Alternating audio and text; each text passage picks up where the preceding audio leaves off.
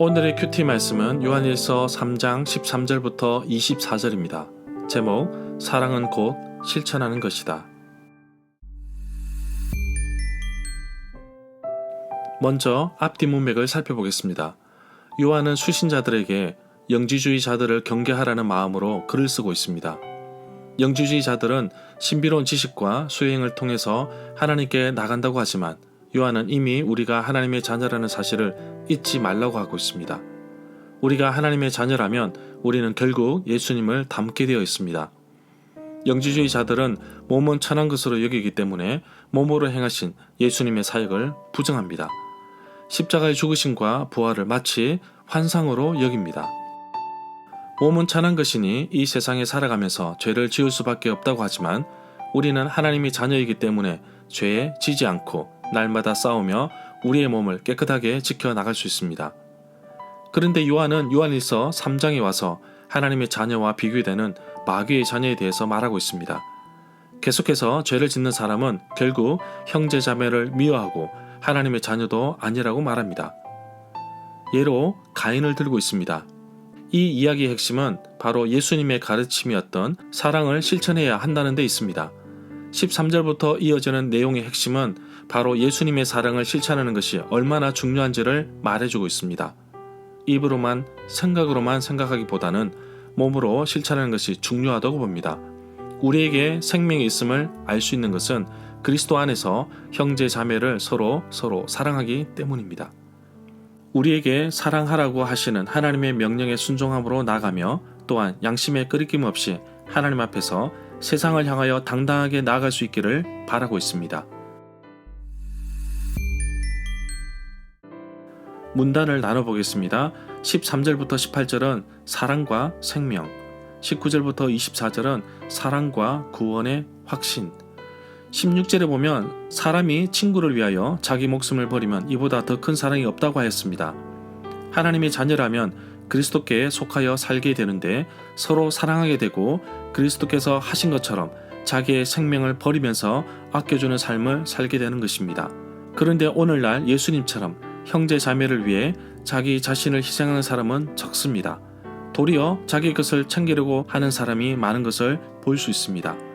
예수님의 가르침에 따라 서로 사랑하며 아끼는 건강한 공동체가 되어야 할 것입니다. 17절에 보면 이 구절에서 사랑이 없는, 구체적으로 실천하지 않는 사람에 대한 비난이 더해지고 있습니다. 문제는 하나님의 자녀가 아닌 자들은 부유하고 부족함이 없는데 형제 자매들은 가난하고 궁핍에 처해 있다는 것입니다. 이 사실을 보고서도 모른 채 하는 것이 문제입니다. 이 이야기의 핵심은 서로 사랑하라는 것입니다. 19절의 시작은 18절과 연결되어 있습니다. 우리가 진리에서 태어났다는 말은 우리가 하나님에게서 태어난 자녀라는 사실입니다. 이러한 사실은 우리가 행함과 진실함 속에서 행하는 사랑에서 찾아볼 수 있습니다. 진리에 속했다는 말보다 진리에서 태어났다가 더 정확한 번역이라고 할 수 있습니다. 진리는 헬라어로 참이라는 뜻을 가지고 있습니다. 21절에 보면 20절의 말을 계속해서 이어가고 있습니다. 우리 마음이 이제 우리를 더 이상 책망하지 않으면 우리는 하나님 앞에서 담대함을 가지고 있는 것입니다. 이 담대함은 들어주신다고 확신하고 하는 기도에서 표출된다고 봅니다. 23절에 보면 하나님께서 명령하신 것은 바로 이것입니다. 그의 아들 예수 그리스도의 이름을 믿고 그분이 우리에게 명령하신 대로 서로 사랑하는 것입니다. 요한은 이미 11절에서 서로 사랑하는 것에 대해서 언급한 적이 있었습니다. 서로 사랑하는 것은 처음부터 들은 소식이었습니다. 24절에 보면 그리스도의 계명을 지키는 사람은 그리스도 안에 있고 그리스도께서도 그 사람 안에 계십니다. 우리가 이것을 아는 것은 우리에게 주신 성령으로 말미암아 그리스도께서 우리 안에 계시다는 것을 아는 것입니다. 이 구절에 그의 계명을 세번역 성경에서는 그리스도의 계명이라고 번역하였습니다. 쉬운 성경에서는 하나님의 명령으로 번역했습니다. 하나님은 이러한 방식으로 그의 계명을 지키려고 순종하는 자들에게 성령을 통해서 알게 하시고 또한 우리 안에 거하심을 강조하고 있습니다.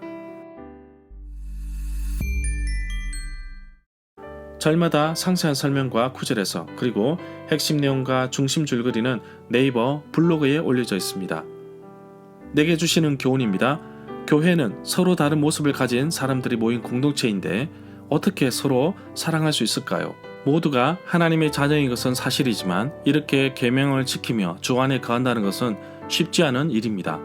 남을 존중하고 이해하고 서로 세워준다면 이만큼 더 아름다운 것이 있을까요? 요한은 요한복음 15장에서 포도나무 비유로 말한 것과 같이 우리가 주 안에 거할 때 많은 열매를 맺는다는 것입니다. 그러나 이러한 힘은 성령을 통해서 가능하다는 사실을 잊어서는 안 될 것입니다. 성령께서 나의 연약함을 통해서도 하나님의 계명을 지키도록 힘을 주십니다.